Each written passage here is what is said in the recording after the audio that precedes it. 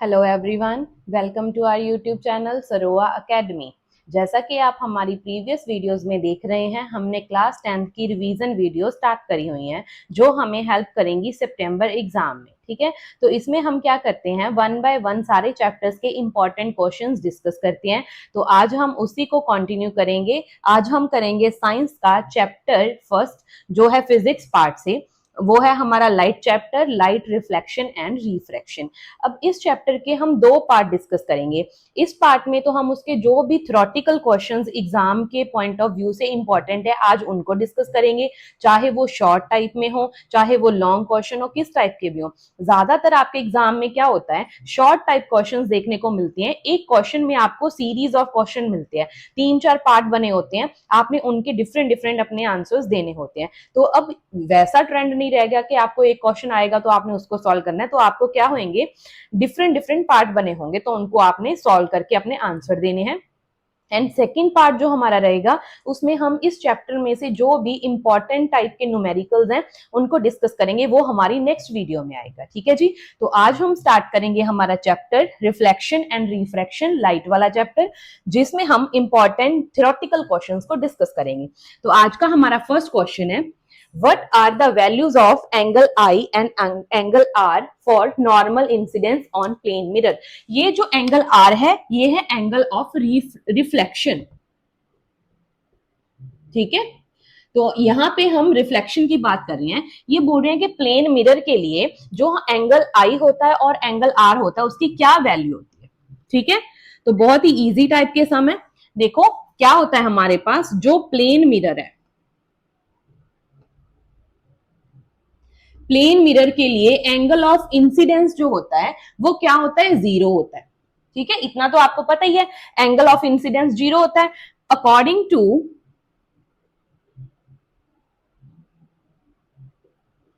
Law of reflection. अब law of reflection हमें क्या बताता है, angle i is equals to angle r होता है। Angle of incidence and angle of reflection आपके सेम होते हैं। तो यहां से हम क्या कंक्लूड कर सकते हैं कि angle r is equals to zero. तो हमारे पास दोनों की वैल्यू आ गई, angle i and angle r दोनों क्या होंगे, zero in case of plane mirror. ठीक है जी, ये आपका बहुत ही इजी टाइप का सम था। इसके बाद हम डिस्कस करते हैं हमारा क्वेश्चन नंबर 2।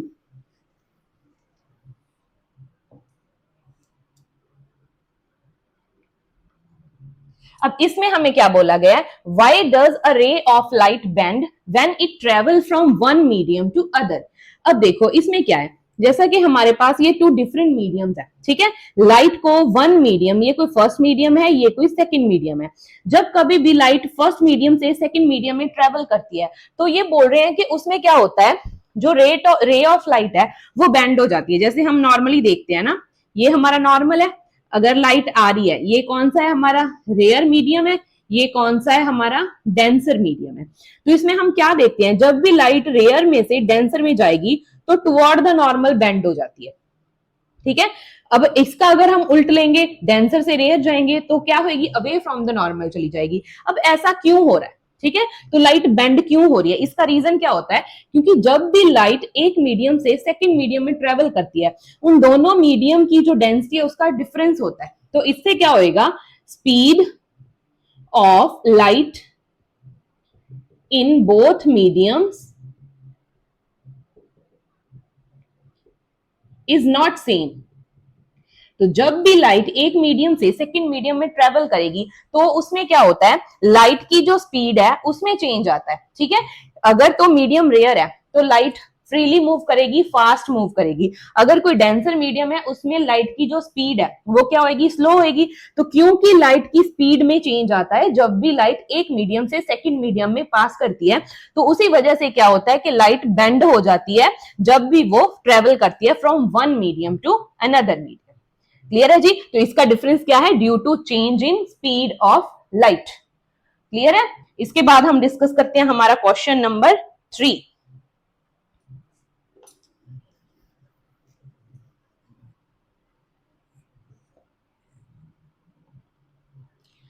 हाँ जी, तो इसमें हमें क्या बोला गया है, why is absolute refractive index of medium is always greater than 1। अब हमें पहले पता होना चाहिए रिफ्रैक्टिव इंडेक्स क्या होता है। रिफ्रैक्टिव इंडेक्स को हम स्मॉल एन से रिप्रेजेंट करते हैं। ये क्या होता है, speed of light in medium 1, जैसे इसको A1 लिख लो, यहां पे क्या होएगा, speed of light in medium 2, ऐसा ही होता है। बेसिकली हम बोलते हैं speed of light in vacuum and speed of light in any medium. तो ये हमारे पास होता है, क्योंकि ये रेशो होती है ना, दो मीडियम है, जब जब लाइट एक मीडियम से सेकंड मीडियम में ट्रेवल करती है, उन दोनों की रेशो को हम रिफ्रैक्टिव इंडेक्स बोलते हैं। हम जो बात करेंगे, हम क्या लेते हैं, speed of light in vacuum upon speed of light in any other medium, ठीक है। तो हमारे पास क्या होता है, जो स्पीड ऑफ लाइट होती है, इन एयर बोल लो, इन वैक्यूम बोल लो, वो हमेशा speed of light in any other medium उससे ग्रेटर होती है ना, क्योंकि c की वैल्यू मैक्सिमम है। कितनी होती है इसकी वैल्यू, 3 इंटू 10⁸ मीटर पर सेकेंड। ये क्या है, speed of light in vacuum. अब अगर किसी और मीडियम में लाइट ट्रेवल करेगी तो उसकी स्पीड इस वैल्यू से तो लेस ही होगी, हमेशा, इससे ज्यादा नहीं हो सकती। तो c आपका ऑलवेज ग्रेटर देन रहने वाला है ना v से। अगर आपका न्यूमिनेटर ग्रेटर हो डिनोमिनेटर से, तो आपकी जो n की वैल्यू आएगी वो ऑलवेज ग्रेटर देन 1 आएगी, क्योंकि अगर ये दोनों इक्वल हुए फिर तो ये 1 आएगा। अगर आपका डिनोमिनेटर बड़ा है तो आपकी n की वैल्यू ऑलवेज ग्रेटर देन 1 ही आएगी। तो आपने ये बताना है, क्योंकि स्पीड ऑफ लाइट क्या होती है, मैक्सिमम होती है इन एयर या in vacuum, that's why n is always greater than 1। Clear है जी। अब डिस्कस करते हैं अपना नेक्स्ट क्वेश्चन। तो इसके बाद हम डिस्कस करते हैं हमारे नेक्स्ट क्वेश्चन।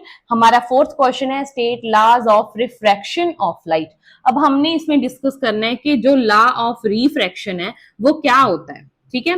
तो सबसे पहले हमें पता होना चाहिए रिफ्रैक्शन ऑफ लाइट क्या होता है। Refraction of light is the process in which light passes from one medium to another medium, है ना। तो इसमें लाइट क्या है, एक मीडियम से सेकंड मीडियम में एंटर करती है, तो वो हमारे पास क्या होता है, रिफ्रैक्शन ऑफ लाइट होता है। अब रिफ्रैक्शन के कुछ हमारे पास लॉ होते हैं, तो सबसे पहले डिस्कस करेंगे फर्स्ट लॉ। फर्स्ट लॉ हमें क्या कहता है कि जो इंसिडेंट लाइट होती है, और सेकंड कौन सी है, जो लाइट रिफ्रैक्ट होके जाएगी, रिफ्रैक्टेड लाइट एंड नॉर्मल, जो हमारा नॉर्मल होता है। दोनों, जैसे लाइट ने एंटर करना है तो नॉर्मल होता है ना, सरफेस के ऊपर नॉर्मल हम ड्रॉ करते हैं। जो ये तीनों चीजें होंगी वो क्या होंगी, लाइज इन सेम प्लेन। ये तीनों जो चीजें हैं हमारे पास वो सेम प्लेन में लाई करेंगी। सेम प्लेन में लाई करने का मीनिंग क्या है, अगर इन तीनों में से incident light, refracted light and normal, इन तीनों में से पास करती अगर हम एक लाइन ड्रॉ करें ना, एक नॉर्मल उनमें से ड्रॉ करेंगे, तो वो तीनों को इक्वली कट करके उनमें से निकलेगी, तो तीनों में से पास करेगी, तो उसको हम बोलते हैं कि सेम प्लेन में लाई कर रहे हैं, ठीक है। सेकेंड लॉ हमारे पास क्या होता है, जो साइन ऑफ एंगल आई होता है और साइन ऑफ एंगल आर होता है, ये क्या है, एंगल ऑफ इंसिडेंस अगर उसके साथ साइन एंगल लें, ये क्या है, एंगल ऑफ रिफ्रैक्शन उसके साथ साइन लें, तो ये वैल्यू हमारे पास क्या रहती है, कांस्टेंट। इसकी वैल्यू हमेशा कांस्टेंट आएगी। ये हमारा क्या होता है, सेकंड रूल होता है इसका, ठीक है जी। तो ये हमारे पास दो लॉ थे रिफ्रैक्शन ऑफ लाइट के। इसके बाद हम डिस्कस करते हैं हमारा नेक्स्ट क्वेश्चन, क्वेश्चन नंबर 5।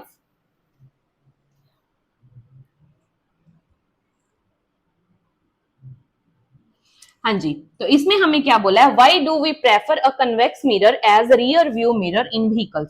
देखो इस टाइप के क्वेश्चन आपके बहुत इंपॉर्टेंट हैं। ये वाले क्वेश्चन आपके एप्लीकेशन बेस्ड हैं, जिसमें आपको मिरर की एप्लीकेशन पूछी जाती है, इसीलिए मैंने उस टाइप का एक क्वेश्चन इंक्लूड करा है। आपको पूछा जाएगा कौन से मिरर को शेविंग मिरर की तरह यूज करते हैं, रियर व्यू मिरर हम किसको, एज रियर व्यू मिरर हम कौन से मिरर को यूज करते हैं ना, तो ट्रैफिक को देखने के लिए कौन सा मिरर यूज होता है, ऐसे करके आपको डिफरेंट टाइप के एप्लीकेशन बेस्ड क्वेश्चन एग्जाम में देखने को जरूर मिलेंगे। तो आपने उस टाइप के सारे क्वेश्चंस को अच्छे से करके जाना है, ठीक है। तो यहाँ पे हमें क्या बोला है, why do we prefer a convex mirror as rear view mirror in vehicle. देखो इसको समझो, जो कन्वेक्स मिरर होता है वो क्या दिखाता है, ऑब्जेक्ट की स्मॉल इमेज दिखाता है, जितना ऑब्जेक्ट है उससे इमेज स्मॉल दिखाएगा। जब हम रियल उसका जो मिरर है ना, कन्वेक्स मिरर जो गाड़ी के साइड में लगा है, तो उसमें से जब हम देखेंगे आपको क्या होएगा, पीछे जो आपका फील्ड है उसमें वो क्या है, बहुत इनलार्ज फील्ड दिखाई देगा, क्योंकि ऑब्जेक्ट तो छोटा दिखाई देना है, ठीक है। तो उसमें क्या है, ज्यादा एरिया कवर होएगा। आपका ऑब्जेक्ट जो है वो ऑब्जेक्ट जो जितना पीछे आ रहा है, तो आप क्या है उसकी स्पीड का एस्टिमेट अच्छे से लगा सकोगे अगर आपको ज्यादा फील्ड दिख रहा है। अगर ऑब्जेक्ट को वो ज्यादा पास करके दिखाएगा तो आप उसकी स्पीड का एस्टिमेट नहीं लगा सकते। तो इसीलिए जो हमारे व्हीकल्स होते हैं उनमें क्या किया जाता है, कन्वेक्स मिरर को यूज करते हैं, क्योंकि वो क्या है, फील्ड का एनलार्ज व्यू हमें करके दिखा देता है। ठीक है जी। इसके बाद हमारा नेक्स्ट क्वेश्चन है, क्वेश्चन नंबर 6। इसमें क्या है, a ray of light travelling in air enter obliquely into water, does the light bend toward the normal or away from the normal? Why?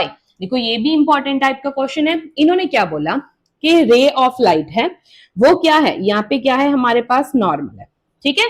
तो लाइट जो है हमारे पास वो एंटर कर रही है फ्रॉम एयर टू वाटर। ये कौन सा मीडियम है, एयर है, ये क्या है आपका वाटर, ये फर्स्ट मीडियम है, दैट इज सेकेंड मीडियम। ये क्या है हमारे पास, नॉर्मल, ठीक है। तो लाइट जब क्या करेगी, एयर से एंटर करेगी वाटर की तरफ। जो एयर होती है वो कौन सा मीडियम है, रेयर मीडियम है, और जो वाटर है वो कौन सा मीडियम है, डेंसर मीडियम है। जब कभी भी लाइट ट्रेवल करती है from rare medium to denser medium, तो लाइट जो है वो बेंड कर जाएगी टुवर्ड द नॉर्मल। तो ये क्या है, देखो यहाँ पे गैप ज्यादा है, यहाँ पे एंगल कम है। अब नॉर्मल और जो हमारी इंसिडेंट रे है उसके बीच का एंगल, एंगल आई, और रिफ्रैक्टर लाइट एंड नॉर्मल इसके बीच का एंगल होता है angle r, that is angle of refraction. तो ये लाइट क्या हो गई हमारी, बेंड हो गई टुवर्ड द नॉर्मल। अब इसका रीजन क्या था, क्योंकि हमें ये बात मालूम है, क्योंकि जो लाइट है जब वो एयर में ट्रेवल करेगी उसकी मैक्सिमम स्पीड है, वो रेयर मीडियम है, उसमें उसके जो पार्टिकल्स हैं वो दूर दूर हैं, तो लाइट इजिली मूव कर रही है। बट जब बात करेंगे हम डेंसर मीडियम की, वाटर की, तो उसमें क्या होएगा, ड्यू टू डेंसिटी, ये ज्यादा डेंसर है ना, तो लाइट जो है इतनी फास्ट ट्रेवल नहीं कर पाएगी, तो वो क्या करेगी, उसकी जो लाइट जो है वो बेंड हो जाएगी टुवर्ड द नॉर्मल, और इसकी स्पीड भी इससे क्या होगी, कम होगी। तो हमने क्या बता दिया, एक तो लाइट जो है वो बेंड करेगी टुवर्ड द नॉर्मल। अब क्यों बेंड कर रही है, क्योंकि दोनों मीडियम जो है उनकी डेंसिटी का डिफरेंस है, ये रेयर मीडियम है, ये डेंसर है, इसमें लाइट की स्पीड ज्यादा है, इसमें लाइट की स्पीड क्या हो जाएगी, कम हो जाएगी। क्लियर है जी। तो ये आपका एक्सप्लेनेशन था इस क्वेश्चन का प्रॉपर। तो अब डिस्कस करते हैं हमारा नेक्स्ट क्वेश्चन। हाँ जी, हाँ जी, तो डिस्कस करते हैं हमारा नेक्स्ट क्वेश्चन, जिसमें हमें बोला है, draw ray diagrams showing image formation by convex mirror when an object is placed at infinity at finite distance from the mirror. तो हमने क्या करना है, एक कन्वेक्स मिरर है, उसके केस में आपको ऑब्जेक्ट की प्लेसमेंट बताई हुई है, आपने बताना है रे डायग्राम बना के कि इमेज उसकी कैसे कहां पे बनेगी। ठीक है जी, तो इसको अच्छे से देखना। स्टार्ट करते हैं। सबसे पहले फर्स्ट केस की बात करेंगे। देखो सबसे पहले तो हमें पता होना चाहिए कि कन्वेक्स मिरर कौन सा होता है। कन्वेक्स मिरर कौन सा है, जिसकी जो हमारे पास जिसका रिफ्रैक्टिंग सरफेस है वो आउटवर्ड होएगा। जैसे ये देखो, ये हमारा क्या है, सेंटर ऑफ कर्वेचर, और इसका जो रिफ्रैक्टिंग सरफेस है वो आउटवर्ड है, अंदर से वो क्या होएगा, ये वाला उसका रिफ्रैक्टिंग सरफेस नहीं है। इसको मैं ऐसे करके शो कर रही हूँ, ठीक है। तो यहाँ पे ये पॉइंट हमारा क्या होता है, पोल होता है। इतना क्लियर है। तो हमने क्या करना है, इमेज फॉर्मेशन देखनी है। इन्होंने बोला कि फर्स्ट केस में हमारा जो ऑब्जेक्ट है वो इंफिनिटी पे पड़ा है। इंफिनिटी देखो, ये हमारा कोई ऑब्जेक्ट है ए बी, ऑब्जेक्ट इंफिनिटी पे पड़ा है। आपको तो पता नहीं ना कि ऑब्जेक्ट कहां पे है, बहुत दूर डिस्टेंस पे है, ऐसे ही हम यहाँ पे शो कर सकते हैं। ठीक है, तो आपका जो ऑब्जेक्ट है वो एक इनफाइनाइट डिस्टेंस पे पड़ा है, इसलिए मैंने डॉटेड शो करा है। ठीक है, तो अब क्या होएगा जब हमने रे डायग्राम बनानी है। देखो जो ये सरफेस है वो डाइवर्ज करता है लाइट को या फिर कन्वर्ज करता है। जो हमारा कन्वेक्स मिरर है उसका नेचर होता है डाइवर्जिंग, वो लाइट को डाइवर्ज करेगा। तो जब लाइट यहाँ पे आएगी तो वो सारी की सारी लाइट को क्या है, डाइवर्ज कर देता है, ऐसे करके। क्लियर है जी। अब लाइट तो डाइवर्ज हो गई, तो इसने क्या करना होता है, हम इसकी फिर जो इसका जो फोकस बनता है वो रियल तो होता नहीं, वो वर्चुअल फोकस होता है ना। तो हम इमेजिन करते हैं कि कहीं ना कहीं आगे जाके ये लाइट किसी पॉइंट पे ऐसे मीट करेगी, ऐसे ही ड्रॉ करते हैं। जिस पॉइंट पे आपकी लाइट मीट करती है वो पॉइंट क्या होता है, फोकस होता है। इसको थोड़ा अच्छे से ड्रॉ कर लो। ये आपका पॉइंट ऐसे है। तो देखो लाइट यहां से आई थी, इस साइड में क्या हो गई, डाइवर्ज हो गई। क्लियर है जी। तो इसको हमने क्या बोल दिया कि देखो जो हमारी लाइट यहां से आएगी, देखो इधर से जा रही है, वो इधर से ही जाएगी, इधर से ही क्या होएगी, वापस आ जाएगी। ठीक है जी। तो इसको हम इसी यहाँ पे इसकी डायरेक्शन शो कर सकते हैं। तो ये हो गई हमारे पास रे डायग्राम। इसमें क्या था, ऑब्जेक्ट आपका इंफिनिटी पे था, इमेज कहां पे बनी है आपकी, फोकस के ऊपर बनी। क्लियर है जी। तो ये तो हमारा था फर्स्ट केस। इसके बाद हम डिस्कस करते हैं हमारा सेकेंड केस।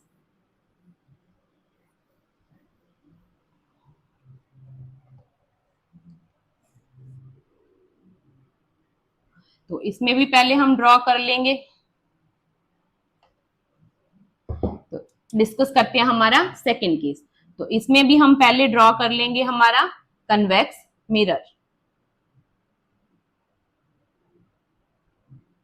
ये उसका क्या है, पोल, यहां पे क्या है, सेंटर ऑफ कर्वेचर। ठीक है जी। तो अब हमें क्या बोला गया कि आपका जो ऑब्जेक्ट है वो क्या है, यहां से मिरर से किसी फाइनाइट डिस्टेंस के ऊपर वो प्लेस्ड है। तो देखो कोई फाइनाइट डिस्टेंस हमने लेट कर लिया, जैसे ये ए बी, ये क्या है, कोई फाइनाइट डिस्टेंस है। ठीक है। तो अब हम यहां से हमने रे डायग्राम को कैसे ड्रॉ करना है, देखो कैसे बनेगी। एक लाइट यहां से पैरेलल जाएगी। ठीक है जी। ये जो पैरेलल गई तो इसको क्या कर दिया, ये क्या यहां से डाइवर्ज हो जाएगी। तो हमने इमेजिन कर लिया कि ये लाइट कहीं ना कहीं जाके ऐसे यहां से क्रॉस करेगी। ठीक है। तो जिस पॉइंट पे ये क्रॉस करती है वो क्या होता है, हमारा फोकस होता है। ठीक है जी। और सेकेंड लाइन हम कैसे ड्रॉ कर सकते हैं, देखो यहां से जो लाइट आपकी सेंटर से क्रॉस करती है, देखो वो लाइट यहां से ही जाएगी और वो क्या है, सेंटर में से पास करेगी। यहां से जाएगी तो यहीं से वो क्या है, वापस आएगी, जो लाइट सेंटर ऑफ कर्वेचर से पास करती है। क्लियर है जी। और जो थर्ड हमारा पॉइंट क्या होएगा, देखो जो ये हमारे रिफ्लेक्ट होके चली गई है ना, तो अगर हम यहां पे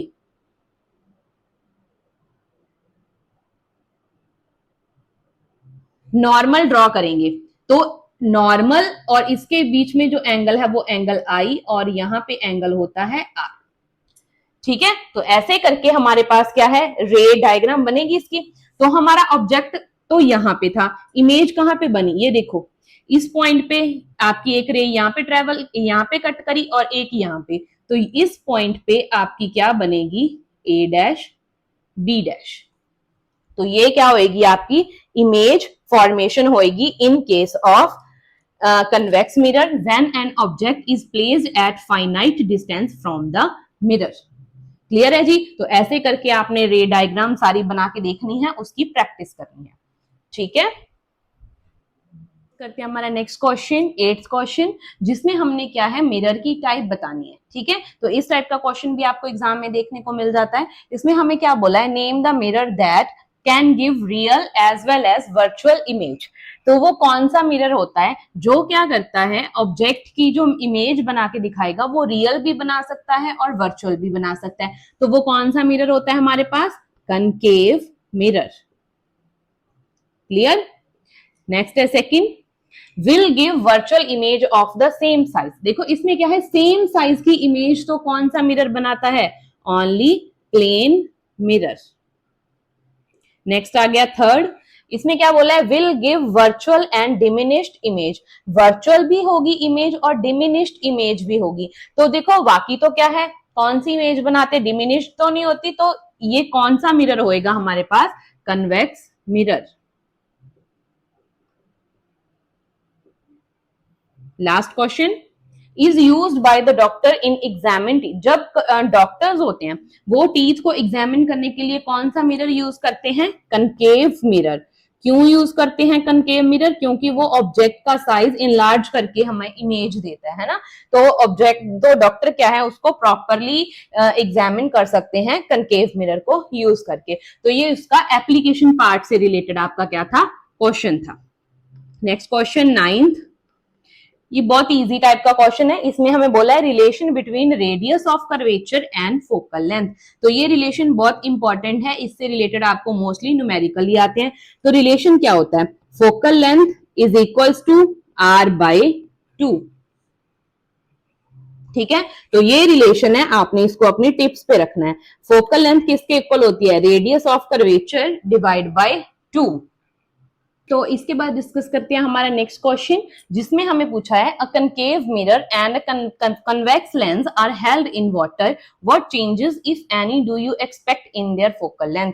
इन्होंने बोला कि आपके पास एक कनकेव मिरर है और एक कन्वेक्स लेंस है, इन दोनों को ना वाटर में डिप करा, तो क्या इसको डिप करने से इन दोनों की जो फोकल लेंथ है उसमें कोई चेंज देखने को मिलेगा? अगर चेंज देखने को मिलेगा तो वो आपने बताना है। ठीक है, तो इसका आंसर क्या होगा, देखो जब हम बात करते हैं कनकेव मिरर की, तो इसमें क्या होता है, जो मिरर है वो उनकी जो फोकल लेंथ होती है वो डिपेंड नहीं करती कि वो किस मीडियम में प्रेजेंट है। तो ये बोलेंगे does not depend on medium, इसकी जो एफ है focal length does not depend upon the medium. But अगर हम बात करें कन्वेक्स लेंस की, तो लेंस के केस में क्या होता है, इसकी जो फोकल लेंथ होती है वो डिपेंड करती है, डिपेंड ऑन मीडियम इन विच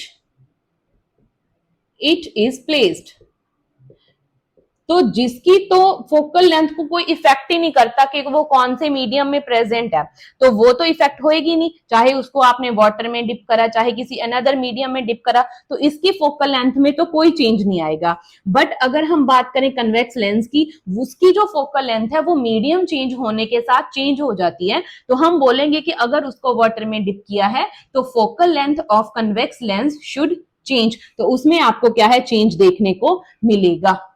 ठीक है जी, तो इसका रीजन बस यही बताना था आपने कि मिरर और जो लेंस है इनके केस में फोकल लेंथ है जो वो इफेक्ट होती है मीडियम के चेंज होने से या नहीं चेंज होती।